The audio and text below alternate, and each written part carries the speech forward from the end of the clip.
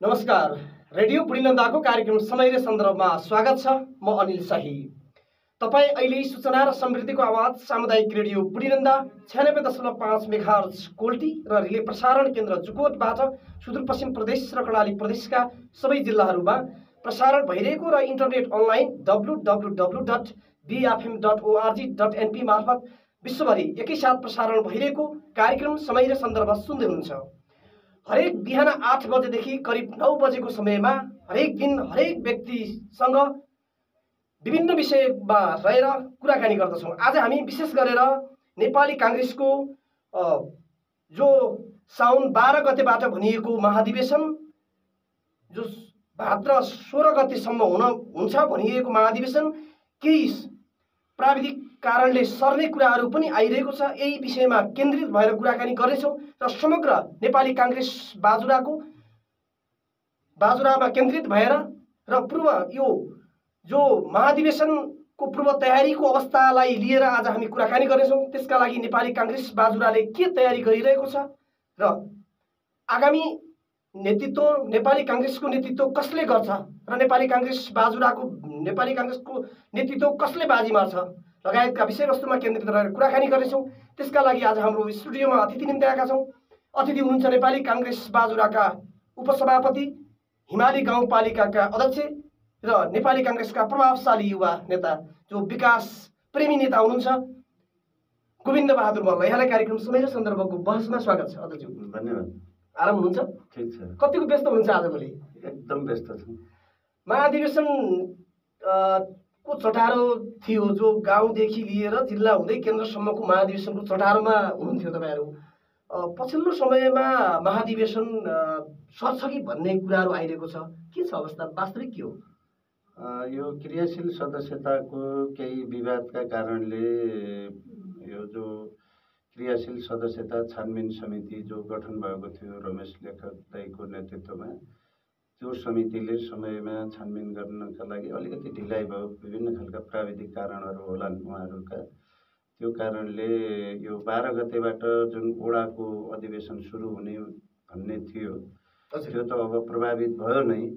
अब आजै 12 गते हो। अहिले हाम्रो पदाधिकारी, केन्द्रीय कार्य समितिको पदाधिकारीको मिटिङ अहिले बसिरहेछ 9 बजे। त्यो क्रियाशील सदस्यता छानबिन समितिले त्यो क्रियाशील सदस्यताको विषयमा सबै कुराहरू केन्द्रीय कार्य समिति अथवा पदाधिकारीमा बुझाउँदैछ। हजुर, आज त्यो बुझाइसकेपछि अब 2-3 दिन पदाधिकारीको मिटिङले क्रियाशील सदस्यताको टुङ्गो लगाइसकेपछि अब बाँकी रहेको समयमा कहिलेदेखि कहिलेसम्म हुने भन्ने भदौभित्र नै अधिवेशन, केन्द्रीय अधिवेशन नसर्ने गरिकन ओडा, प्रदेश क्षेत्रीय कार्य समिति हुँदै जिल्ला हुँदै केन्द्रसम्मको चुनाव भदौसम्म अधिवेशन महाधिवेशन भएर सक्छ भनिरहँदा नि तपाईँको पार्टीको विधान त संविधानको के अरे संविधानमा उल्लेख गरिएको राजनीतिक दल सम्बन्धीको ऐन नियम अनुसार तपाईँको पार्टीको अधिवेशन त भदौ 16 गते गरिसक्नु पर्ने भनिकन लेखिएको छ होइन? त्यो दिन नगरेपछि तपाईँको पार्टी पनि अवैधानिक हुने कुराहरू, कानुनी अडचन छन्। यसलाई कसरी लिनुभएको छ? नेतृत्वले कसरी लिएको छ यसलाई? अब त्यो हामीभन्दा पनि धेरै ठुल्ठुला केन्द्रीय कार्य समितिमा पदाधिकारीमा बस्नुभएका नेतृत्व तहलाई यो कुरा प्रष्ट रूपमा जानकारी छ। हामीभन्दा पनि बढी चिन्तित उहाँहरू हुनुहुन्छ। कानुनी हिसाबले सरसल्लाह पनि भइराखेकै छ भन्ने सुनिन्छ। यो चिन्ता हामीहरू सबै तल गाउँ लेभलका कार्यकर्तादेखि लिएर केन्द्रसम्म यो खालको सोच चाहिँ छ र त्यसलाई संवैधानिक सङ्कट नआउने गरिकन व्यवस्थापन हुन्छ, पार्टीको चुनाव हुन्छ, यसमा कुनै दुई मत छैन। अर्को कुरा के आइरहेको छ भने कि त संविधान पनि संशोधन गरेर भए पनि अथवा यो के अरे जो कोभिड-19 का कारण बिचको समय यो लकडाउन भएको समयलाई शून्य समय राखेर पनि महाधिवेशन सार्ने कि भन्ने कुराहरू पनि बाहिर काहीँ आइरहेका छन्। यी कुरा यो के सम्भव छ? त्यो सायद मलाई लाग्छ यो सम्भव जस्तो देखिन्न। अहिलेसम्मको हामीले पाएको सूचना, केन्द्रीय लेभलका नेताहरूसँग हामीले गरेको सम्पर्क समन्वयका हिसाबले त्यो सम्भावना एकदमै न्यून छ। त्यो हजुरले भनेको कुरा हामीले सुन्नमा आएको छ, तर त्यो सम्भावना धेरै कम छ र त्यसरी अलिकति 2-4 दिन मात्रै पनि पर सार्नु हुँदैन। मेरो आफ्नो मान्यता भोलि पनि हामीले चुनाव गर्नै पर्छ, पार्टीको अधिवेशन त गर्नु नै पर्छ। त्यसो भएको हुनाले अलिकति बढी मेहनत, बढी दौडधुप, बढी खट्नुपर्छ कार्यकर्ताहरूले। त्यसलाई धेरै आरामका साथ गर्ने वातावरण अब विभिन्न कारणले नभएको भए तापनि चुनाव चाहिँ हुनुपर्छ, गर्नुपर्छ। जस्तो परिस्थिति आए पनि चुनाव गरेरै छोड्नुपर्छ र चुनाव पार्टीको चुनाव हुनुपर्छ र पार्टीलाई गुमराहमा राखिनु हुँदैन भन्ने धारणा हो। एकदम। अर्को कुरा छ नि यो क्रियाशील सदस्यका विषयमा कुरा गरिरहँदा नि पार्टीका क्रियाशील सदस्यमा किन विवाद हुन्छ? अब यो पार्टीको सबैभन्दा अधिवेशनको सुरुवात अथवा पार्टीलाई क्रियाशील बनाउने जो तल्लो तहको सुरुवाती अवस्था छ, केन्द्रीय सभापतिज्यू हुनुहुन्छ अहिलेको सम्माननीय प्रधानमन्त्री शेरबहादुर देउवा पनि हाम्रो पार्टीको क्रियाशील सदस्य हो र गाउँमा बस्ने साधारण एउटा पार्टीको कार्यकर्ता भोटर पनि क्रियाशील सदस्य हो। त्यो क्रियाशील सदस्यता बिनाको नेपाली काङ्ग्रेसको परिचय दिने एउटा प्रमाणपत्र हो। त्यो प्रमाणपत्र सबैले पाउनुपर्छ भन्ने चाहिँ मान्यता सबैले राख्छन्, राख्नु स्वाभाविक हो र अरू पार्टीको भन्दा हाम्रो पार्टीले एकदमै पार्टीमा के भन्छ अब यसलाई नियन्त्रण गरे जस्तो गरेर पहिला धेरै थोरै क्रियाशील सदस्यताहरू वितरण गर्ने काम हुन्थ्यो र यो वर्ष धेरै फराकिलो बनाइएको छ। 10 लाख क्रियाशील सदस्यता बनाउने भनेर 5 लाखबाट एकैचोटि डबल गर्ने भनेर क्रियाशील सदस्यता वितरण गर्ने काम भयो। त्यसपछि आएर अहिले मैले आफूले बुझेको दुईटा कुराले अलिकति अप्ठ्यारो पारेको जस्तो लाग्छ। हुन त जहिले पनि क्रियाशील सदस्यता वितरण नवीकरणमा चाहिँ अलिकति विवाद हुने नै गर्थ्यो, तर अहिले विजय कुमार गच्छेदारज्यू जो अहिले हाम्रो पार्टीमा समायोजन भएर उहाँको पार्टी हाम्रो पार्टीसँग नेपाली काङ्ग्रेससँग समायोजन भएर आइसकेपछि र अर्को सुनिल थापा रापरपाको नेता उहाँ पनि नेपाली काङ्ग्रेसमा आएर समायोजन भइसकेपछि उहाँहरू दुवै नेताले जुन आफ्नो भाग हिस्साको क्रियाशील सदस्यता हामीले पाउनुपर्छ भनेर उहाँहरूले लिइसकेपछि अलि पछाडि पनि भयो। अहिले ढिलाइ हुनुको कारण एउटा त्यो पनि हो जस्तो लाग्छ। त्यसले ती क्रियाशील सदस्यताहरू उहाँहरूले वितरण गर्दै गर्दा अलि बढी जुन जिल्लामा पहिला नेपाली काङ्ग्रेसको तर्फबाट वितरण गरिएको क्रियाशील सदस्यताबाट फेरि थप भएर आइसकेपछि त्यति बेला चाहिँ अलिकति विवाद चाहिँ सुरु भयो। हाम्रो जिल्लामा पनि त्यही कारणले सुरु भएको छ। यो विवाद सुरु भयो नि यो गुट उपगुटका कारणले भयो भन्ने पनि बाहिर चर्चा आइरहेको छ। त्यसलाई कसरी लिनु भएको? त्यो सामान्य कुरा हो। गुट उपगुट त पार्टीमा छ नै हुन्छ र फेरि चुनावको बेला सर्वसम्मत गाउँदेखि केन्द्रसम्म यत्रो ठुलो पार्टी, सबैभन्दा पुरानो पार्टी, यो पार्टीभित्र अनि सर्वसम्मत ढङ्गको उम्मेदवार हुन्छन् र सर्वसम्मत हुन्छ भन्ने होइन। हामी लोकतान्त्रिक नेपाली काङ्ग्रेस लोकतान्त्रिक पार्टी भएको हुनाले पार्टीभित्र पनि फराकिलो हिसाबले चुनावमा जाने, लड्ने अनि चुनाव जित्ने मान्छेले चाहिँ नेतृत्व गर्ने, चुनाव हार्नेले चाहिँ त्यसको सहयोग गर्ने भन्ने सिद्धान्त नेपाली काङ्ग्रेसको भएको हुनाले यहाँभित्र चुनाव चाहिँ लडिन्छ। चुनाव लडिसकेपछि दुईटा गुट जस्तो देखिनु स्वाभाविक हो, तर त्यति धेरै ठुलै गुटकै कारणले भन्दा पनि व्यक्ति आफू चुनाव लड्ने जो मान्छेहरू हुनुहुन्छ उहाँहरूले अलिकति बढी मेहनत, अलिकति बढी कसरत गरेर आफ्नो पक्षमा बढी बनाउन सकिन्छ कि भन्ने हिसाबले लागेको कारणले यो विवाद आउने कुरा छ नि त। यो जस्तै ठ्याक्कै चुनाव आउँछ, महाधिवेशन आउँछ, जिल्ला अधिवेशनहरू आउँछ, यो अधिवेशनको ताका पार्टी नेतृत्वले मनोनित गर्ने, जिल्ला कमिटीका सदस्य बनाउने, आमन्त्रित सदस्य बनाउने यो प्रविधि जहिले पनि किन भइरहन्छ? यो जस्तै पार्टीका भारतीय सङ्गठनमा पनि मनोनित गर्ने, यो के चुनाव प्रभाव पार्ने अथवा आफ्नो पक्षमा ल्याउने कार्यकर्तालाई आफ्नो पक्षमा पार्नका लागि यी प्रक्रिया अपनाइएको जस्तो देखिन्छ नि। एकदम त्यो यो कुराहरू एकदम यो त पार्टीको लोकतान्त्रिक पार्टी भन्नुहुन्छ तपाईँहरू, लोकतान्त्रिक पार्टीमा अलोकतान्त्रिक काम भयो नि यो। एकदमै यो कुरा एकदमै तपाईँले भनेको कुरा एकदमै ठिक हो। त्यो प्रक्रिया नै गलत हो, त्यो गर्नु हुँदैन। यदि कहीँ कतै भएको छ भने त्यो चाहिँ राम्रो कुरा होइन, त्यो गर्न हुँदैन। त्यो चाहे त्यो केन्द्रले होस् अथवा जिल्लाले होस् कोही गाउँले होस्, त्यो राम्रो कुरा हुँदै होइन, त्यो गर्नु पनि राम्रो कुरा होइन। एक त हामीका यो मनोनित गर्ने कुरा अहिले यो अधिवेशनदेखि धेरै कुरा नियन्त्रण चाहिँ हुन्छ। अहिले केन्द्रदेखि गाउँसम्म सभापतिले 20% मात्रै चुनावमा जितेर आएका नेतृत्व भन्दा त्यो नेतृत्व अन्तर्गतको 20% सदस्यहरू मात्रै पार्टी सभापतिले मनोनित गर्न पाउने भन्ने व्यवस्था छ अहिलेको विधानमा। हिजोको उपसभापति पनि पार्टी सभापतिले मनोनित गर्ने, अनि कोषाध्यक्ष लड्नुपर्ने, अरू सचिव मनोनित गर्नुपर्ने, सहसचिव मनोनित गर्नुपर्ने खालको जुन व्यवस्था थियो त्यो चाहिँ अहिले पूर्ण रूपमा हटेर अब सबै यो पदाधिकारी चाहिँ चुनावबाट लडेर आउनुपर्ने व्यवस्था राखेपछि अब धेरै कुरा होइन। उपसभापति तपाईँ पार्टीको उपसभापतिज्यू पनि हुनुहुन्छ, बाजुराको नेपाली काङ्ग्रेसको उपसभापति हुनुहुन्छ र बाजुरा जिल्लामा पनि केही कुराहरू यस्ता भइरहेका छन्। तपाईँलाई जानकारी भएर काम भइरहेका हुन् कि तपाईँको जानकारी बिनै नै मनोनित गर्ने कुराहरू भइरहेका छन्? मनोनित गर्ने कुरा हामीलाई जानकारी हुँदैन। अनि त्यो पार्टीमा ती जानकारी नभइकन पनि तपाईँ उपसभापति लगायतका के अरे जिल्लाका पार्टीका जो सदस्यहरू सचिवहरू हुनुहुन्छ होइन, उहाँहरूलाई जानकारी बिनै यी काम गरिरहँदा र पार्टीमा यो त विकृति भयो, यसलाई निराकरण गर्नका लागि यहाँहरूले के गरिरहनु भएको छ? मिटिङमा यो कुरा छलफल हुन्छ, पटक पटक भइराखेको छ। यो राम्रो कुरा होइन, यसरी अगाडि जान हुँदैन भनेर हाम्रो जिल्ला कार्य समितिको मिटिङ अथवा पदाधिकारीको मिटिङ बस्दै गर्दा बारम्बार यो कुरा उठ्ने गर्छ। त्यसले चाहिँ सामान्य हिसाबले अब चुनाव नजिकै आउँदै गर्दा चाहे त्यो मान्ने को चुनाव होस् अथवा जिल्लाको चुनाव होस् अथवा पार्टीको चुनाव होस्, त्यसले केही प्रभाव पार्ने हिसाबले नेतृत्व तहले चाहिँ त्यस्तो खालको गरेको हुनसक्छ।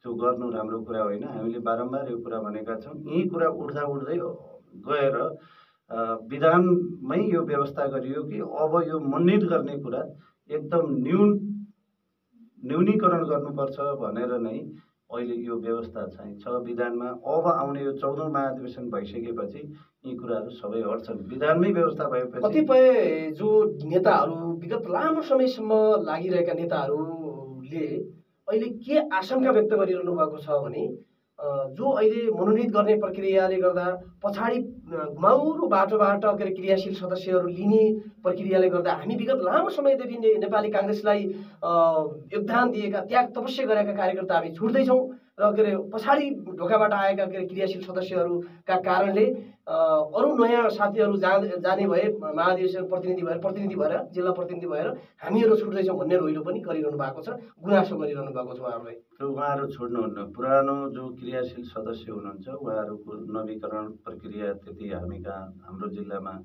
विवादित छैन। नवीकरण जो छ सबै कुरा पुराना काङ्ग्रेसका साथीहरू सबै क्रियाशील सदस्य नवीकरण भएको छ। कहीँ त्यस्तो छुटफुट भएको जस्तो मलाई लाग्छ। भनेपछि नेपाली काङ्ग्रेस बाजुराले अन्याय गर्दैन, विगत लामो समयदेखि लागिरहेका नेता कार्यकर्तालाई अन्याय गर्दैन, न्याय गर्छ भन्ने यहाँहरूको भनाइ हो होइन? एकदम त्यो कुरा के हो भने अन्याय र न्याय भन्दा पनि सक्षम नेतृत्वको छनौट हुनुपर्छ। युवाहरू अहिले नयाँ आएको मान्छे भन्ने भन्दा पनि त्यो मान्छे पार्टीभित्र उपयुक्त छ कि छैन, पुरानो मान्छेलाई व्यवस्थापन गर्नु हुँदैन, उहाँहरूलाई नेतृत्व दिनु हुँदैन, पुरानो मान्छेलाई विस्थापित गरेर नयाँ मान्छेलाई लिनुपर्छ भन्ने कुरा चाहिँ होइन। तर कतिपय ठाउँमा जस्तो अहिले हाम्रो विधानमै व्यवस्था छ 15% अनिवार्य युवाहरूलाई समेटेर ल्याऊ भन्ने छ, 33% महिलाहरूलाई ल्याऊ भन्ने छ। अब तिनीहरूलाई समेटेर लैजाँदै गर्दा नेतृत्व हस्तान्तरण गर्ने कुरा युवाहरूलाई पनि समेटेन भने नेतृत्व चाहिँ विहीन हुन सक्छ। त्यो भएको हुनाले युवा, महिला, दलित, जनजाति सबै समावेशीको हिसाबले पनि आउँछन्। त्यो आउँदै गर्दा कहीँनिर कहीँ कतै 1-8 जना पुरानो कार्यकर्ताहरू तलमाथि होला, तर पुरानो कार्यकर्ताहरू सबैलाई उपेक्षा गरेर सबै पुराना मान्छेलाई हटाएर नयाँ मान्छे आउनुपर्छ भन्ने छैन। अहिलेसम्मको नेतृत्व मलाई लाग्छ बाजुरा जिल्लामा महाधिवेशन प्रतिनिधि हुँदै गर्दा 1-8 जना मान्छे कहीँनिर नयाँ आउनुभयो होला, सबै पुरानै हुनुहुन्छ। जस्तो जनक दाई हुनुहुन्छ, देवराज जोशी हुनुहुन्छ, महानेपाली हुनुहुन्छ, कविराज पण्डित हुनुहुन्छ, सभापति हुने मान्छे पनि पुरानै भएको छ। जस्तो हामीहरू पनि पुरानै। यतिखेर के चलिरहेको छ भने नि नेपाली काङ्ग्रेसमा युवाले नेतृत्व गर्नुपर्छ र गाउँ टोलबाट युवाहरू आउनुपर्छ भनेर केही समूहहरू लागिरहनु भएको छ। त्यो स्वाभाविक हो। केन्द्रमा पनि त्यो कुरा चलिराखेको छ। नेतृत्व परिवर्तन हुनुपर्छ, पुस्ता हस्तान्तरण हुनुपर्छ भन्ने कुरा उठेको छ। त्यो स्वाभाविक पनि हो। अब नेतृत्व जोसँग जोस जाँगर छ, पुराना नेताहरूलाई ससम्मानका साथ, उहाँहरूलाई अपमान गर्ने होइन, उहाँहरूलाई ससम्मानका साथ त्यो सम्भव छ। उहाँलाई अभिभावक बनाएर उहाँहरूले पनि अभिभावकत्व चाहिँ निर्वाह गर्ने त्यो सम्भव छ। जो के अरे विगत लामो समयदेखि पार्टीको बागडोर सम्हालिरहेका नेताहरूलाई विस्थापित गरेर अहिले भर्खरै आएका युवाहरूलाई पार्टी हस्तान्तरण गर्ने जिम्मेवारी हस्तान्तरण गर्ने सम्भावना त्यति देखिँदैन नि। त्यसमा पूर्ण रूपमा सबै पुराना नेताहरू विस्थापित हुन्छन् भन्ने छैन। हजुर, उहाँहरूलाई विस्थापित गर्ने होइन, उहाँहरूलाई ससम्मानका साथ उहाँहरूले पुस्ता हस्तान्तरण गर्ने हो। त्यो गर्नुपर्छ। जस्तो अब आउने नेतृत्वलाई, भोलिको नेतृत्वलाई बाटो चाहिँ खोलिदिनुपर्छ। भनेपछि युवाको साथमा अनुभवी नेतृत्व भने जस्तै युवा र पुरानो नेतृत्व जो के अरे अनुभवी नेतृत्वहरू पनि रहने र युवाहरूलाई पनि विस्थापित नगरेर युवाहरूलाई पनि स्थापित गर्ने, पुरानो नेतृत्वलाई पनि स्थापित गर्ने तरिकाले तपाईँहरू गरिरहनु भएको छ, लागिरहनु भएको छ। हुनुपर्ने पनि त्यही हो, हुने नै त्यही हो, अहिले हुन्छ पनि।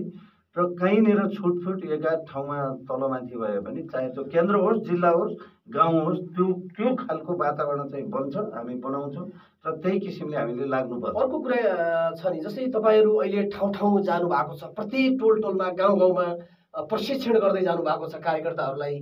नयाँ विधानका विषयमा पनि तपाईँहरूले प्रशिक्षण गरिरहनु भएको छ। त्यो नयाँ के छ त्यो विधानमा? मैले अघि भने नि, नयाँ विधानमा बेलीको भन्दा फरक ढङ्गको सामान्य खालको समावेशिता थियो विधानमा। अहिले त्योभन्दा धेरै लोकतान्त्रिक विधान चाहिँ बनेको छ। जस्तो मैले भने युवा 15% अनिवार्य भनेर लेखिएको छ। महिला चाहिँ 33% अनिवार्य भन्ने छ। जस्तो गाउँ वडा कार्य समितिबाट 15 जना जिल्ला अधिवेशन प्रतिनिधि आउँदै गर्दा हिजो 9 जना मात्रै हुन्थ्यो। सामान्य खालको समावेशिता हिजो पनि थिएन भन्ने छैन। तर त्योभन्दा अहिले झन् फराकिलो ढङ्गले आएको छ। अहिले सङ्ख्या पनि थपिएको छ। अनि अहिले बेली र आजकोमा के छ भने, हिजो सङ्घीयता थिएन, प्रदेश थिएन, प्रदेश सभा क्षेत्रीय कार्य समिति थिएन। यी सबै कुरा नयाँ थपिएको हुनाले गाविसको ठाउँमा अहिले गाउँपालिका बनेको छ, नगरपालिका बनेको छ, अनि प्रदेश सभा क्षेत्रीय कार्य समिति छ, अनि प्रदेश कार्य समिति छ भने हिजोको र आजको संरचनामै फरक भएको हुनाले यहाँ बेली एउटा गाविसबाट 9 जनादेखि 11 जना प्रतिनिधि छनौट भएर आउँथ्यो भने अहिले एउटा गाउँपालिकाको एउटा वडाबाट मात्रै 15 जना प्रतिनिधि र 1 जना सभापति गरेर 16 जना आउनुहुन्छ। अनि त्यसपछि आएर गाउँपालिका भरिमा अपाङ्गको नेतृत्व हुनुपर्छ भनेर 1 जना महिला 1 जना अपाङ्ग चाहिँ त्यसरी आउने व्यवस्था छ गाउँपालिकाकै तर्फबाट। यी धेरै कुरा, नयाँ कुराहरू विधानमा भएको हुनाले, नयाँ संरचना भएको हुनाले हामीले तल गाउँ लेभलसम्म यो सबै प्रशिक्षण दिएर ती आउने को मान्छे कहाँ आउन उपयुक्त छ, कसले के चाहना राखेको छ, यसलाई चाहिँ भोलि चुनाव भइसकेपछि उहाँहरू अन्यलमा पर्नुभन्दा म प्रतिनिधि जस्तो प्रदेश सभा क्षेत्रीय कार्य समिति हाम्रो यहाँ परोख्यो भन्दा यता क प्रदेशमा प्रदेश कार्य समिति छ। अनि त्यहाँ आउने मान्छे अहिले प्रदेश प्रतिनिधि भएर आएन भने भोलि त्यो समितिमा आउन पाउँदैन। त्यो कुरा त जानकारी हुनु पर्यो नि त। म प्रदेशको सभापति लड्छु भन्ने मान्छे अथवा उपसभापति लड्छु अथवा सचिव लड्छु भन्ने मान्छे अहिले गाउँबाट प्रतिनिधि भएर त आउनु पर्यो। अनि अहिले त्यो कुरा जानकारी भएन भने भोलि प्रदेशको चुनाव हुँदै गर्दा अनि त्यति बेला उम्मेदवारी हुन पाइँदैन। अनि त्यति बेला पार्टीभित्र मान्छेहरूभित्र पनि विवाद हुन्छ। हिजो हामीलाई जानकारी गराइएन, हामी त त्यसरी क्रियाशीलले हुन पाउँछ भन्ने थियो, हामी त्यो कारणले वञ्चित भयौँ भन्ने होला।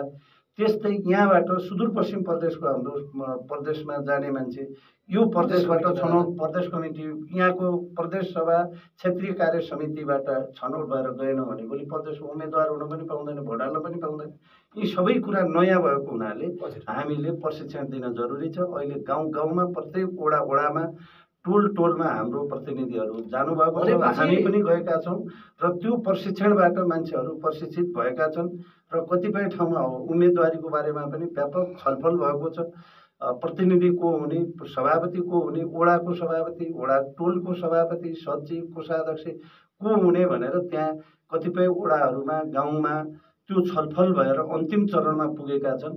अब चुनाव भोलि या पर्सि जहिले होला 10 दिन पछाडि सर्ला, 15 दिन पछाडि सर्ला, तर चुनाव त हुन्छ नै भन्ने हिसाबले जिल्लाभरि देशभरिमै मान्छेहरू नेपाली काङ्ग्रेसका कार्यकर्ताहरू परिचालित भएका छन्। यो कुरा जान्न जरुरी छ र हामीले आफूले आफ्नो विधानको बारेमा नै हामीलाई जानकारी छैन भने अनि त्यो काङ्ग्रेसको नेतृत्वमा पुग्न सक्दैन, नेतृत्वदायी भूमिका निर्वाह गर्न सक्दैन भन्ने हिसाबले हामीले त्यो कारणले यो प्रशिक्षणको व्यवस्था गरेको छ। प्रशिक्षण गरिरहँदा तपाईहरु प्रत्येक ठाउँमा, प्रत्येक स्थानीय तहमा गइरहँदा, प्रत्येक वडामा गइरहँदा प्रशिक्षण गरिरहँदा कार्यकर्ताहरूलाई के भनिरहनु भएको छ उहाँहरूले तपाईहरुलाई? अब प्रत्येक तलका कार्यकर्ताहरूको भनाइ चाहिँ जिल्लादेखि केन्द्रसम्म अहिले अघि हामीले छलफल गरे जस्तै एउटा नयाँ खालको नेतृत्व अब आउनुपर्छ, चाहे त्यो केन्द्रमा होस् जिल्लामा होस्। सशक्त खालको सक्षम खालको नेतृत्व आउनुपर्छ र सबै समावेशी युवा, महिला, दलित, जनजातिका मान्छेहरू पनि समेटिनुपर्छ र अब हामीले सशक्त रूपमा लाग्नुपर्छ। तपाईहरू गुट उपगुटमा जानुभन्दा मेरोभन्दा हाम्रो मान्छे खोज्नुहोस्, राम्रो मान्छे खोज्नुहोस् र पार्टी एक ढिक्का भएर अगाडि बढाउनुहोस्, ठिक मान्छेलाई ठिक ठाउँमा ल्याउनुहोस् र तपाईहरू नेतृत्व तहमा पुग्ने मान्छेले चाहिँ त्यही खालको माथिका मान्छेहरूलाई पनि त्यो खालको सुझाव सल्लाह दिनुहोस् र तलका कार्यकर्ता लेभलमा पनि माथिबाटको निर्देशन चाहिँ त्यसरी दिएर जानुहोस्। पार्टी विभाजन हुने, पार्टीभित्र गुट उपगुट गर्ने खालको वातावरण नबनाउनुहोस् भन्ने खालको प्रतिनिधि छनौटकी कुरा गरिरहँदा प्रत्येक वडाबाट जो एक वडाबाट कतिजनाले जिल्लामा जान पाउने नीति बनाउनु भएको छ यहाँहरूले? हामीले भन्दा पनि विधानमा त्यो व्यवस्था छ। एक वडाबाट 15 जना, 15 जना नगरपालिका, गाउँपालिका जुनसुकै भए पनि वडाबाट प्रत्येक वडाबाट 15 जना। हजुर। ती 15 जना मध्ये 6 जना समावेशीबाट जान्छन्, 9 जना खुल्लाबाट हुन्छ। 9 जना खुल्लामा पनि 6 जना पुरुष र 3 जना महिला अनिवार्य भन्ने छ। हजुर। 6 जना पुरुष, 3 जना महिला, 9 जना चाहिँ खुल्लाबाट अनिवार्य। अनि त्योभन्दा बाँकी रहेको 6 जनामा महिला, फेरि महिला समावेशीमा पनि आउँछ, महिला, दलित, जनजाति, पिछडिएको क्षेत्र, खसारे, थारू, मुस्लिम भन्ने अल्पसङ्ख्यक भन्ने छ। त्यसमध्येबाट चाहिँ 6 जना अरू आउँछन् र 1 जना वडाको सभापति स्वत प्रतिनिधि आउँछ र 16 जना एक वडाबाट। यो प्रक्रियाले गर्दा नि जो के विधानमा जे गर्नु भएको छ तपाईले, यो गर्दा त जस्तै धेरै मान्छेहरू छुट्ने सम्भावना देखियो नि। जस्तै समावेशीका आधारले विधान त समावेशीले महिला, दलित, अपाङ्ग लगायत जनजाति, मुस्लिम यिनीहरू आउने भए अन्य जो छ नि, जो विगत लामो समयदेखि काम गरिरहेका मान्छेहरू मध्येबाटै पनि केही छुट्ने कुराहरू देखियो नि हैन? त्यो सम्भावना छ, तर जो मान्छे त्यो छुट्ने सम्भावना छ, तर मैले त ठाउँ ठाउँ हामीले भन्ने गरेका छौँ, मान्छेहरू सन्तुष्ट पनि छन्। जस्तो गाउँ लेभलको राजनीति गर्ने साथीहरू सभापति बाहेक अरू उपसभापति, सचिव, सहसचिव, कोषाध्यक्ष गाउँमा लड्ने साथीहरू त उहाँहरू प्रतिनिधि बन्नु पर्दैन। हजुर। गाउँपालिका, नगरपालिकामा त्यो पदाधिकारीको जिम्मेवारी लिने साथीहरूले त्यो के अरे प्रतिनिधि भइरहनु पर्दैन। हजुर। र प्रदेश र जिल्लामा र प्रदेशमा लड्ने मान्छेहरूले प्रतिनिधि भएर आउनुपर्छ। धेरैजना चाहिँ समेटिन्छन्। जो मान्छे उम्मेदवार हुने मान्छे हुनुहुन्छ, जसको उम्मेदवारी बन्ने चाहना छ, उहाँहरू नछुट्नुहोस् भनेर हामीले बारम्बार भनेका छौँ। जो प्रदेश कार्य समिति, प्रदेश सभा, क्षेत्रीय कार्य समितिमा जो यहाँको अहिले म छु प्रदेशको, अहिलेको हामीलाई चाहिँ केन्द्रले व्यवस्था गरे अनुसार हामी भएका हौँ, पदेन जस्तो हो। यो कार्य समितिमा आउने मान्छेहरू त्यो प्रतिनिधि भएर आउनुहोस्। हजुर। एक वडाबाट 9 जना मान्छे आउँदै गर्दा त्यसमा चाहिँ फरक पर्ने कुरा चाहिँ छैन। उहाँहरू प्रायः समेटिएर आउनुहुन्छ। जिल्लामा उम्मेदवारी दिने एक वडामा कतिपय वडामा त धेरै साथीहरू पनि हुनुहुन्छ, पुरानो साथीहरू, तर उहाँहरू जो चुनाव लड्ने इच्छा चाहना राख्नुहुन्छ उहाँहरू चाहिँ प्रतिनिधि भनेपछि कार्य समितिमा रहनुभएका अहिले जो तपाईँहरू जिल्ला कार्य समितिमा हुनुहुन्छ, तपाईँ उपसभापति हुनुहुन्छ, तपाईँको सिङ्गो टिम प्रत्येक वडाबाट आउनुपर्छ। फेरि प्रत्येक वडाबाट आउनुपर्छ। भनेपछि त्यो आयोजक कमिटी हुने भयो, तर आयोजकले सिधै जान नपाउने भयो कि सिधै वडाबाट जानुपर्ने स्थिति आयो? सबै सिधै नजानेमा 3टा क्याटेगोरी छ। एउटा अहिलेको वर्तमान केन्द्रीय सदस्य र केन्द्रको पदाधिकारीमा जो हुनुहुन्छ उहाँहरूले चाहिँ स्वतः तल प्रतिनिधि भएर बुथबाट आउनु पर्दैन। हजुर। अर्को पोहोरको साल जो जिल्लाको चुनाव लड्नुभयो, हजुर, प्रदेश र सङ्घको, प्रदेश र प्रतिनिधि सभा दुईटै, हजुर, दुईटा चुनाव लड्नुभएको जो हुनुहुन्छ, जस्तो हारेको या जितेको, हारे पनि जिते पनि पार्टीले टिकट दिएको, जस्तो कविराज पण्डित हुनुहुन्छ हाम्रो सभापति, उहाँले बुथबाट आइरहनु पर्दैन। यो प्रदेशबाट लड्नुभएको हाम्रो जनकराज गिरी हुनुहुन्छ, उहाँले आइरहनु पर्दैन। त्यस्तै पदमबहादुर साईले आइरहनु पर्दैन। र जो समावेशीबाट समानुपातिकको टिकट पाउनु भएको जस्तो हाम्रो विद्यार्थी मेलसेना छन्, हजुर, तिनीहरूले पनि आउनु पर्दैन। हजुर। अनि त्यो बाहेकका अरू सबैले हामीहरूले तल बुथबाटै आउनुपर्छ। यो बुथबाटै आउने जो के अरे वडाबाटै आउने कुराहरू चलिरहँदा तपाईँको पार्टीको विधानमा त्यो उल्लेख गरिरहँदा नि केही कुराहरू सामाजिक सञ्जालमा अथवा समाचार माध्यममा के आएका छन् भने जो नेतृत्व गर्नका लागि अहिले दौडधुप गरिरहेका नेता नै वडाबाटै पराजय गर्ने अभियान पनि चलिरहेको भन्ने कुराहरू केही आइरहेको छ। त्यो हल्ला मात्रै हो, कोही पनि छुट्नुहुन्न। त्यो मलाई कति पनि शङ्का छैन। जस्तो त्रिवेणी नगरपालिकाकै मेयरका कुराहरू गरिरहँदा ती कुराहरू पनि आइरहेका छन्। त्यो उहाँहरू छोड्नुहुन्न। बाहिरबाट भन्ने मान्छेको कुरा हो। जस्तो रामसिंह रावल र रणसिंह ऐडीको कुरा छ, त्यो उहाँहरू छोड्नुहुन्न। उहाँहरूसँग हाम्रो बारम्बार कुरा भएको छ। अलिकति बहुमत आउने कुरामा त्यतातिर अलिकति यो लबीको कुराहरू, गुटको कुराहरू अलिक बढी चाहिँ भएको छ। तर उहाँहरू जस्तो रणसिंहजी जिल्लाको सभापति हुनुहुन्छ, रामसिंह दाई वरिष्ठ नेता हुनुहुन्छ, पोहोरको साल सभापति लड्नुभएको, सायद अहिले पनि चाहना राख्नु भएको जस्तो सिम्टम देखिन्छ। अनि उहाँहरूलाई हामीले बारम्बार भनेका पनि छौँ, उहाँहरू सचेत पनि हुनुहुन्छ। उहाँहरू दुवैजना छोड्नुहुन्न र बुथबाटै छोड्ने कुरा त्यो अन्याय पनि हुन्छ, त्यो अन्याय हुन्छ, त्यो गर्नु पनि हुँदैन, त्यो हुँदा पनि हुँदैन, छोड्नु पनि हुन्न, हुँदा पनि हुँदैन। श्रृङ्खलाहरू हेरिरहँदा नि पछिल्लो दिनका यी केही श्रृङ्खलाहरू हेरिरहँदा, सामाजिक सञ्जाल समाचारहरू हेरिरहँदा यो गुट उपगुटले गर्दा पार्टीमा धेरै व्यथिति भएको जस्तो लाग्दैन यहाँलाई? बाजुरा जिल्लामा त्यति धेरै चाहिँ छैन होइन। यो सामाजिक सञ्जाल अहिलेका यो लेख्ने विभिन्न खालका कुराहरू लेख्ने जो परम्परा छ, यसले धेरै विश्वासिलो त छँदै छैन। उनीहरूले थोरै भएको भने धेरै बनाइदिन्छ। अब भोलि प्रक्रिया आयो भने हामी पनि चुनाव लड्न सक्छौँ भन्यो भने लोकगोविन्द मल्ल उम्मेदवार घोषणा गर्यो भन्ने हुन्छ, त्यस्तै रामसिंह रावलले घोषणा गर्यो भन्ने हुन्छ, त्यस्तै अर्को साथीले अर्को ठाउँमा घोषणा गर्यो भन्ने हुन्छ।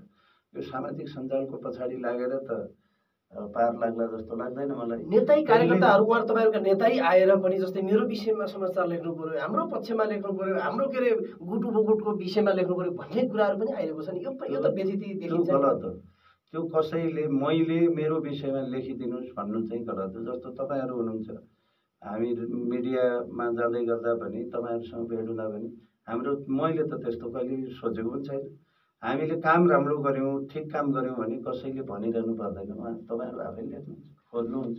अन्य अरू पत्र पत्रिकामा लेख्ने छाप्ने साथीहरू पत्रकारले पनि त्यो राम्रो काम गरेको कुराहरू पनि लेख्नुहुन्छ।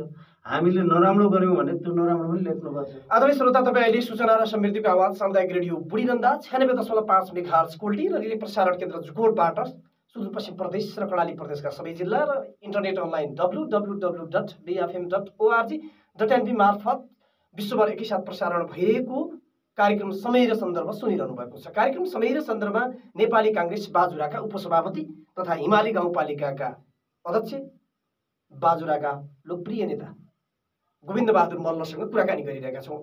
हामीले विशेष गरेर महाधिवेशन केन्द्रित भएर कुराकानी गरिरहेका छौँ। अध्यक्ष, जो अधिवेशन आइरहँदा नि तपाईँको चर्चा के चलिरहेको छ भने गोविन्द बहादुर मल्ल अबको पार्टी सभापति हो भन्ने कुराहरू आइरहेको छ। स्वाभाविक हो। 20-25 वर्ष हामीले राजनीति गरेको 25-30 वर्ष भइसक्यो। क्रियाशील सदस्य पनि पुरानै 50-51 सालदेखिको क्रियाशील सदस्यता छ। पार्टीको उपसभापति भएर बसेका छौँ। अनि हामीलाई सभापतिमा लड्छन्, उम्मेदवार हुन्छन् भन्ने कुरा त्यो अन्यथा हो। भनेको तपाईँको चासो छ कि छैन? कार्यकर्ताले भने, अन्य बाहिरबाट त भने, नेताहरूले पनि भने, अबको यो जस्तै नेपाली काङ्ग्रेसको उपसभापति भइसकेको मान्छे अबको पार्टीको सभापति हुन्छ अथवा हुनुपर्छ भन्ने पनि दबाब छ। गोविन्द बहादुर मल्लले नेपाली काङ्ग्रेसको पार्टी सभापति हुनुपर्छ त्यो पनि भनिरहेका छन्। र यो क्षेत्रका जनताले पनि के भनिरहेका छन् भने गोविन्द बहादुर मल्लले पार्टीको यो कुण्डा क्षेत्रको मान्छे अब पार्टीको सभापति हुनुपर्छ भन्ने पनि दबाब आइरहेको देखिन्छ। यसलाई कसरी लिनुभएको छ र तपाईँ तयारी हुनुहुन्छ कि नै? मैले यसलाई एकदम सकारात्मक रूपमा लिएको छु। नेतृत्वसँग पनि मेरो समन्वय भइराखेको छ। जस्तो अहिलेको पार्टी सभापति कविराजी हुनुहुन्छ, जनक दाई हुनुहुन्छ, बद्री पाण्डेदेखि रामसिंह दाईसम्म सबैसँग, देवराज जोशी, उहाँहरूसँग पनि हाम्रो बारम्बार समन्वय भइराखेको छ। मेरो आफ्नो म जस्तै धेरै साथीहरूसँग हाम्रो छलफल पनि हुन्छ। अरू दोस्रो तेस्रो पुस्ताका नेता कार्यकर्ताहरूसँग पनि हाम्रो छलफल भइराखेको छ। र सकभर हामीले पार्टीमा सहमति गर्ने, सर्वसम्मत गर्न सकिनेसम्म सर्वसम्मत गर्ने। यदि सर्वसम्मत हुन सकेन थोरै उम्मेदवार बनाउने।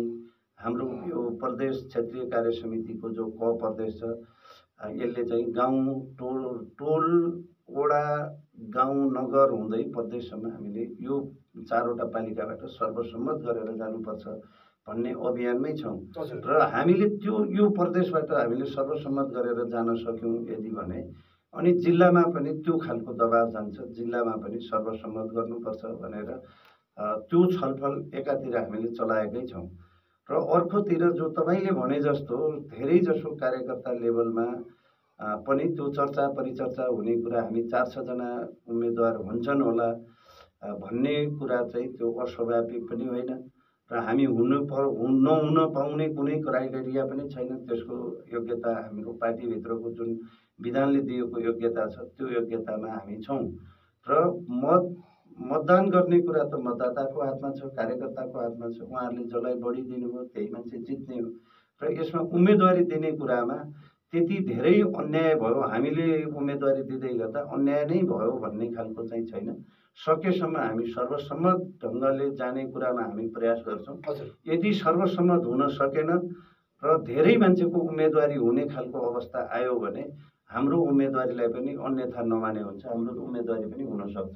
भनेपछि अब नेपाली काङ्ग्रेसमा गोविन्द बहादुर मल्ल अबको सभापति हुन्छ भनेर जनताले सभापति भएको देख्छन्। त्यसो भने त्यतिसम्म त अहिले हामीले भन्न चाहिँ उपयुक्त हुँदैन। किनभने चुनावमा कसले जित्ने कसले हार्ने भन्ने कुरा अगाडि नै घोषणा गरिहाल्ने कुरा यो चाहिँ सम्भावना होइन। उम्मेदवार हो भन्ने कुरा अनुमान गर्ने कुरा त्यो स्वाभाविक हो। अर्को कुरा छ त्यसैमा छ नि अब हुन त अब भेगीयता, जातीयता, क्षेत्रीयता त्यति सम्भव हुँदैन र गर्नु पनि हुँदैन हैन।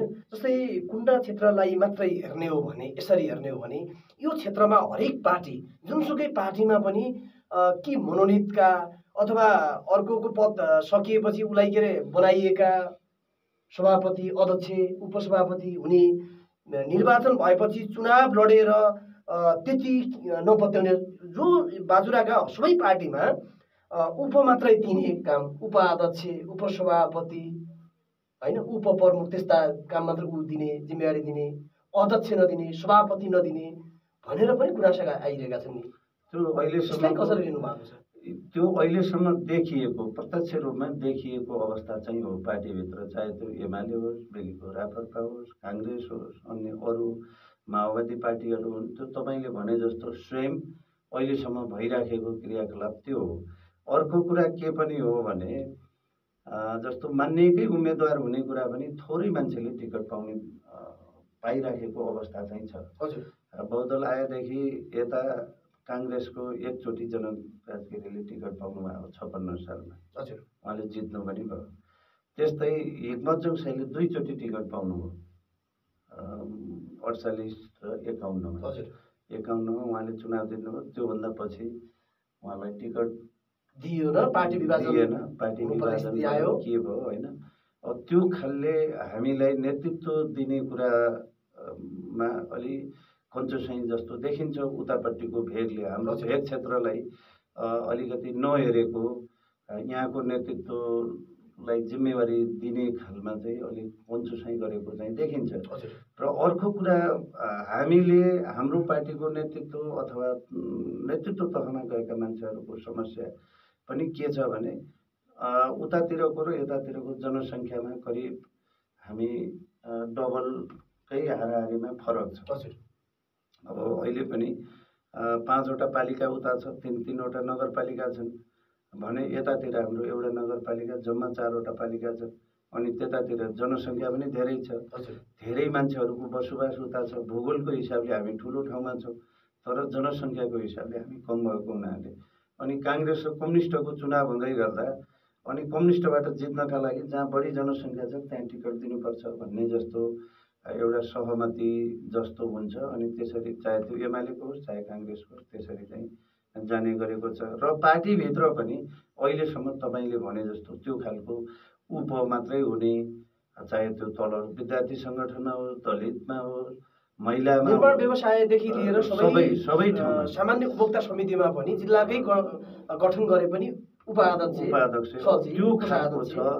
अब त्यो सधैँका लागि रहनु चाहिँ हुँदैन, त्यो राम्रो होइन। पार्टीभित्र जो मान्छे सक्षम नेतृत्व छ त्यसलाई चाहिँ जिम्मेवारी दिनुपर्छ। यो भेग क्षेत्र, गाउँठाउँ, तेरो मेरो भन्ने भन्दा पनि त्यसलाई सक्षम खालको मान्छे जहाँ छ, पल्लो बेल्टको पनि हुनसक्छ, वल्लो बेल्टको पनि हुनसक्छ। यही कुरालाई लिएर नि, जस्तै यही कुरालाई अगाडि यसरी लिएर जो नेतृत्वमा, जुन ठाउँको मान्छे नेतृत्वमा पुग्दैन नि त्यो ठाउँको विकास पनि हुँदैनदेखि यहाँभन्दा अगाडि पनि तपाईँहरूले हेर्नु भएको छ। तपाईँ विगत लामो समयदेखि राजनीतिमा हुनुहुन्छ होइन। जो जहाँ नेतृत्व हुन्छ, एउटा नेपाली उखानमा भनिन्छ नि, जसकी आमा घरिना उसकै पुर्चिया काला भन्ने कुराहरू पनि भन्ने कुरा गरिन्छ कि। जो जस ठाउँको के अरे नेतृत्व छ त्यही ठाउँको वरिपरि मात्रै विकास हुने र यस्ता ठाउँहरू अझै पनि विकासबाट पन्छिने कुराहरू छन्। अब तपाईँ जतिको नेतृत्व हुनुहुन्छ र तपाईँ पार्टीको उपसभापति पनि हुनुहुन्छ र अहिले हिमाली गाउँपालिकाको अध्यक्ष पनि हुनुहुन्छ। यो विकासलाई जोडेर लिने हो भने, नेतृत्वसँगै विकासलाई लिने हो भने कुना क्षेत्रको विकास सोचे जस्तो भएको देख्नु भएको छ यहाँले? जुन किसिमले हुनु पर्थ्यो त्यो भइराखेको अवस्था छैन। नहुनुको दोष कसलाई लाउनुहुन्छ यहाँले? त्यो नेतृत्वले नै हो। राजनीतिक अस्थिरता एकातिर छ, देशभरिमै विकास नहुनुको राजनीतिक अस्थिरता हो। राजनीति स्थिर खालको राजनीति जति बेला पञ्चायत फ्याँकेर बहुदल आइसकेपछि अथवा ल्याइसकेपछि, नेपाली जनताले स्थापित गरिसकेपछि 46 सालभन्दा पछि 51 सालसम्म यो 3-4 वर्षको पाटो चाहिँ काङ्ग्रेसको नेतृत्व भयो। त्यति बेलाको अवस्था काङ्ग्रेसले धेरै राम्रा कुराहरू छन्। एउटा गाउँ विकास समितिमा एउटा स्वास्थ्य चौकीको व्यवस्था भएको छ, ठाउँ ठाउँमा विद्यालयहरू स्थापना भएका छन्, अन्य बाटोघाटो, पुल पुलेसादेखि लिएर भौतिक पूर्वाधारका कुराहरू भएका छन्। सञ्चारको कुरामा यी रेडियोहरू हरेक ठाउँमा तपाईँहरूले यो सञ्चालन गर्न पाउने, पत्र पत्रिकामा सबैले एक अर्काको विरोध गर्न पाउने, आफ्ना कुराहरू राख्न पाउने, मौलिक हक अधिकारका कुराहरू, यी धेरै कुराहरू आए। तर 51 सालमै फेरि राजनीतिक अस्थिरताको सुरुवात भयो काङ्ग्रेसकै नेतृत्व हुँदै गर्दा। अनि त्यो पालादेखि बिचको पिरियडमा चाहिँ 56को चुनाव हुने बेलासम्म 51 देखि 56सम्म पूर्ण रूपको राजनीतिक अस्थिरता भयो। तपाईँ हामीले भोगेका छौँ। त्यस्तै अहिले आएर पनि त्यसपछि 57-58 देखि माओवादी द्वन्द्व जुन विद्रोह भयो त्यसले झन् अर्को पाटोतिर गयो भने अहिले आएर पनि हामीले यो 3 वर्षमा भोगेको जुन अवस्था छ, अब त यो देशमा राजनीति पूर्ण रूपको स्थिरता भयो। नेकपाको सरकार झन्डै 2/3 सरकार बन्यो, अब विकास हुन्छ भन्ने हामीले जुन आश गरेका थियौँ त्यो आश पनि आज निराशामा परिणत भएको छ। अहिले बनेको सरकार पनि यो पूर्ण रूपको होला, भोलि चल्ला, पुरै आफ्नो कार्यकाल 1-1.5 वर्ष 14-15 महिना कति छ त्यो चल्न सक्छ। तर पनि हामीलाई शङ्का, सबै नागरिकहरू ढुक्क हुने अवस्था छैन। धेरै पार्टी मिलेर सरकार बन्ने कुरा यो राम्रो कुरा होइन। एक अर्को कुरा हजुरले भने जस्तै जस्तो जसको आमा गरिन उसैको पोख्तेकाला भन्छन्, जो चुला नजिकको घिउ पग्लिन्छ भन्छन्। जस्तो मसँग मेरै गाउँठाउँका मान्छेहरू रात दिन भेटघाट हुन्छ, यो ठाउँ बनाउनु पर्यो, यहाँ यस्तो समस्या छ भन्नुहुन्छ, अनि त्यो कुरा मलाई बारम्बार घचघच्याउने अवस्था हुन्छ र अलि टाढाको मान्छे म कहाँ पुग्न भन्न पनि अलि अप्ठ्यारो मान्ने जस्तो महसुस हुन्छ। त्यो हामीले गर्ने मानवमा हुने प्रक्रिया नै हो जस्तो लाग्छ। त्यो कम र बेसीको कुरा हो। कसैले मैले यसो गरेको छु उसो गरेको छु भन्छ, तर पनि जहाँ नेतृत्व हुन्छ त्यो ठाउँमा विकास निकासका कुराहरू अहिले पनि पूर्वतिरको विकास जति अहिले यो देशमा जति प्रधानमन्त्री भए धेरै जसो मान्छे पूर्वतिरकै भएको छ। अनि पूर्वतिरको हामीहरू कहिलेकाहीँ घुम्न गयौँ भने केही बाँकी जस्तो देखिँदैन, त्यसरी विकास भएको छ। जस्तो यहीँ पनि हामी डडेलधुरा गयौँ भने डडेलधुरा र त्यसैसँग जोडिएको डोटी र डडेलधुरा हेर्दा पनि आकाश पातालको फरक छ। त्यो हुने गरेको चाहिँ छ, हुन्छ पनि, तर त्यसमा चाहिँ धेरै हुनु हुँदैन, त्यो हुँदैन गर्नु हुँदैन भन्ने कुरा चाहिँ हामी सबैले जवाब दिनुपर्छ र नेतृत्वले पनि त्यो कुरा सम्झिनुपर्छ। अब यो सबै ठाउँको समान ढङ्गको विकास निर्माणकै कुरा गरिरहँदा, जो यहाँको विकासकै कुरा गरिरहँदा नि जस्तै पार्टीमा नेतृत्व पटक पटक पनि भएको छ र 2 पटक यो क्षेत्रले नेतृत्व पाइरहेको छ र सहायक मन्त्री, भूमि सुधार सहायक मन्त्री पनि पायो र माननीय पनि पायो यो क्षेत्रले त्यतिखेर। र जो सोचेको जनताले जे सोचिरहेका थिए विकास जसरी के यो क्षेत्रको विकास हुनुपर्ने थियो त्यो पनि भएन। अर्को कुरा त्यो सँगै पछिल्लो समयमा स्थानीय तह आयो, स्थानीय तहका जनप्रतिनिधिहरू निर्वाचित भए र केही समय यो जो गाउँ गाउँमा सिंहदरबार आयो भनिएको छ र केही मात्रामा विगतका भन्दा विकास निर्माण भयो र पछिल्लो समयमा जो यो सङ्घ प्रदेशको चुनाव भयो, कम्युनिस्टले 2/3 लगभग सरकार, झन्डै 2/3 सरकार पनि बनाए र जनताले जे आशा गरेका थिए त्यो आशा पनि निराशामा परिणत भयो र अहिले पार्टी धुजा गर्नुपर्ने स्थिति र कम्युनिस्ट पार्टी विघटन हुनुपर्ने स्थिति सिर्जना पनि भयो र नेपालका पार्टीहरू यो जहिल्यै पनि यो विदेशी शक्तिहरूले चलखेल गरिरहेको जस्तो देखिन्छ हैन। यसलाई यहाँले कसरी लिनु भएको छ? अहिले तपाईको पार्टीको सरकार छ, तपाई विगत 3 वर्ष प्रतिपक्षका रूपमा बस्नुभयो तपाईको पार्टी, अहिले पार्टीमा तपाईको पार्टीको सरकार बनिरहेको छ र नेतृत्वमा बनिरहेको छ, गठबन्धन बनिरहेको छ। अझ पनि यो गठबन्धनलाई पनि भत्काउनका लागि विदेशी शक्ति फेरि हाबी हुन्छ कि भन्ने कुरा पनि आइरहेको छ। यसलाई समीक्षा गर्ने हो भने कसरी लिनु भएको छ यहाँले?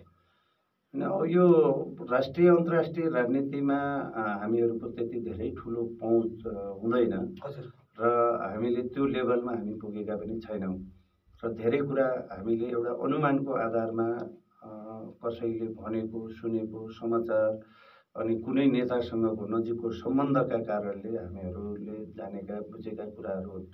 त्यो कुरा मैले अघि पनि भने, राजनीतिक स्थिरता नभइकन देश चाहिँ अगाडि बढ्न सक्दैन, विकास हुन सक्दैन भन्ने कुरा सबैलाई थाहा नै छ। त्यो हुनु हुँदैन, त्यो हुनु राम्रो कुरा होइन र विदेशीहरूले उनीहरूले चाहेको कुरा त त्यही न हो, भाइ फुटे गँवार लुटे। अब नेपालमा राजनीतिक अस्थिरता सधैँ भइराख्यो भने अरूले खेल्न पाउँछ। त्यो विदेशीहरूले किन सोचे किन भने भन्ने कुरा होइन, त्यो स्वाभाविक कुरा हो, उनीहरूले गर्ने कुरा। तर हाम्रा नेताहरूले त्यो कुरा बुझ्न जरुरी हो, हामीले बुझ्न त्यो कुरा जरुरी हो। त्यो गर्नु हुँदैन, बेली पनि गर्न हुँदैन थियो। अब त्यो कुरालाई पाठ सिकेर योभन्दा पछि त्यसरी जानु हुँदैन। सायद अबको नेतृत्व जो अहिले सरकारमा पुगेका छन् उनीहरूलाई यो कुरा पनि थाहा छ र बेली यही कारणले, यस्तै विदेशीहरूका बढी चलखेलका कारणले चाहिँ आज यो अवस्था सिर्जना भएको छ हाम्रो देशमा। अब यो गर्नु हुँदैन भनेर त्यो चेतना चाहिँ हुनुपर्छ र हाम्रो शुभकामना पनि त्यही हो। अब चाहिँ यसरी जानु हुँदैन र मिलिजुली सरकार भए पनि यो सरकार अन्तिमसम्म टिकेर अब आउने निर्वाचन गराउनुपर्छ र विदेशीको चलखेलमा कोही कसैले कुनै पार्टी कुनै नेता पनि लाग्नु हुँदैन। त्यो लाग्नु चाहिँ विकास निर्माणमा सबै पार्टी एक नभइकन विकास हुने कुरा हुँदैन भन्ने कुरा सबैले बुझ्न जरुरी छ र त्यसरी लाग्नु पनि। हामी कार्यक्रमको अन्ततिर आएका छौँ। अन्तमा केही छुटेका कुराहरू मैले तपाईँलाई सोध्न बाँकी राखेका कुराहरू जो अहिले 1 घण्टासम्म तपाईँहरूसँग बहस भयो, यो बीचमा छुटेका कुराहरू के छन् भने यहाँले भन्न सक्नुहुन्छ? अब यो छुटेको कुरा त खासै त्यस्तो जस्तो केही लाग्दैन। अब यो पार्टीको अहिलेको हाम्रो यो महाधिवेशनको जुन उत्सव एउटा सुरुवाती भएको छ, यो सुरुवातकै बारेमा हामीले धेरै लामो छलफल गऱ्यौँ। हजुर। र अब आउने चुनाव जो 14औं महाधिवेशन छ, यो महाधिवेशनमा यो रेडियो बुढीनन्दा जो सुनिराख्नुभएका सम्पूर्ण दाजुभाइ दिदीबहिनीहरू जो काङ्ग्रेसका नेता कार्यकर्ताहरू हुनुहुन्छ, उहाँहरू सबैले आफ्नो क्षेत्रबाट सक्षम खालको नेतृत्वलाई गाउँ टोलदेखि नै नछुटाएर, तर त्यो टोल समिति होस्, वडा समिति होस्, गाउँ नगरको समिति होस्, त्यस्तै हुँदै प्रदेश क्षेत्रीय कार्य समिति होस्, जिल्ला कार्य समितिसम्म हामीले जो जिल्लाबाट नेतृत्व चयन गर्छौँ, यसका लागि सबै नेपाली काङ्ग्रेसका कार्यकर्ता क्रियाशील सदस्य जो साथीहरू हुनुहुन्छ, उहाँहरू सही किसिमले लागौँ। मेरो सबैलाई यही अनुरोध छ, जिल्लाभरिका सबै साथीहरू सही किसिमको मान्छे सही ठाउँमा नेतृत्वमा पुर्याउने ढङ्गले हामीले तलैबाट सुरुवात गर्नुपर्छ। गाउँ टोलबाट जस्तो अघि हामीले चर्चा गऱ्यौँ, एउटा वडाबाट 16 जना प्रतिनिधिहरू छनौट गर्दा नै ठिक ठाउँमा ठिक मान्छेलाई छनौट गर्ने खालको मान्छे तलबाट हामीले 16 जना छनौट गर्दाखेरि सही मान्छे छनौट गरेनौँ भने भोलि प्रदेशमा, जिल्लामा अनि गाउँ कार्य समितिमा बेठिक मान्छे आयो भनेर पछुताउनु पर्ने अवस्था नरहोस्। पुराना योग्य इमान्दार बेलीदेखि लागेका नेता कार्यकर्ताहरूलाई पनि अपमान हुने किसिमले नगरेर नयाँ युवा र विभिन्न खालका समावेशी क्लस्टरबाट आउने नेता कार्यकर्ताहरूलाई पनि समावेशी ढङ्गले युवा, पुराना कार्यकर्ताहरू, सक्षम नेतृत्व सबैलाई यो कुरा बुझेर सबैले अब वडा लेभलबाट राम्रो खालको मान्छेलाई छान्ने खालका मान्छेहरू, भोटर आखिर तिनै हुन्, ती मान्छेले छानेर भोलि जिल्लाको नेतृत्व, केन्द्रको नेतृत्व पनि त्यसैले तय गर्ने हो। यति बेला नेपाली काङ्ग्रेसका सम्पूर्ण क्रियाशील सदस्य साथीहरूलाई म यही अनुरोध गर्न चाहन्छु, तपाईँहरू अब वडा लेभलबाट जो छनौट गर्दै हुनुहुन्छ प्रतिनिधि, ती सही किसिमका योग्य मान्छे, कसैको लैलैमा नलाग्ने, गुट उपगुट बनाउनेतिर नलाग्ने खालका इमान्दार कार्यकर्ताहरू तलैबाट हामीहरू छनौट गरौँ।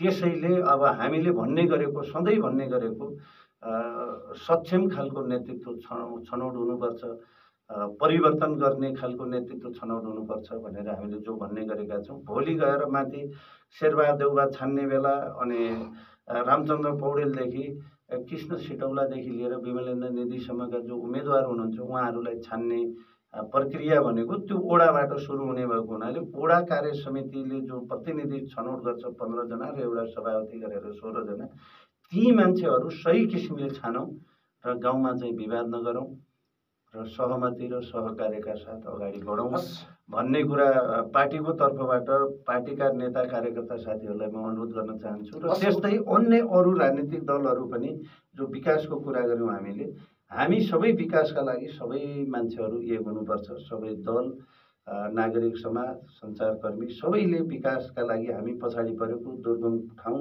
दुर्गममा हामी छौँ। यसलाई चाहिँ परिवर्तन गर्न, विकास गर्नका लागि हामी सबैको मेहनत सबैले लाग्नुपर्छ, सबै एक भएर लाग्नुपर्छ र आफ्नो क्षेत्रबाट विकास निर्माणका लागि सबैजना लाग्नु जरुरी छ, लाग्नुपर्छ भन्ने कुरा म समग्र सम्पूर्ण दाजुभाइ दिदीबहिनीहरूलाई अनुरोध गर्न चाहन्छु। हस्, महत्त्वपूर्ण समयका लागि यहाँलाई धेरै धेरै धन्यवाद दिन चाहन्छु। धन्यवाद। यहाँहरूले मेरा आफ्ना कुराहरू राख्ने अवसर दिनुभयो। रेडियो बुढीनन्दा परिवार सबैलाई धन्यवाद दिन चाहन्छु। Thank you so much. श्रोता, यिनै समसामयिक विषयवस्तुका साथ आजको संवाद कार्यक्रम समय र सन्दर्भ यहीँ सकिन्छ। निकै व्यस्त समय भए पनि यो महत्त्वपूर्ण समय उपलब्ध गराई आफ्ना विचारहरू जनतामा जानकारी गराइदिनुहुने नेपाली काङ्ग्रेस बाजुराका उपसभापति, हिमाली गाउँपालिकाका अध्यक्ष गोविन्द बहादुर मल्ललाई धेरै धेरै धन्यवाद दिन चाहन्छु। हाम्रा कुराकानी तपाईँको रेडियो सेटसम्म पुर्याउन सहयोग गर्ने प्राविधिक मित्र राजेन्द्र विश्वकर्मा र मिलन साईलाई विशेष धन्यवादका साथ म कार्यक्रम प्रस्तुता अनिल साई तपाईँको रेडियो सेटबाट बिदा माग्न चाहन्छु। हस्त नमस्ते, शुभ दिन।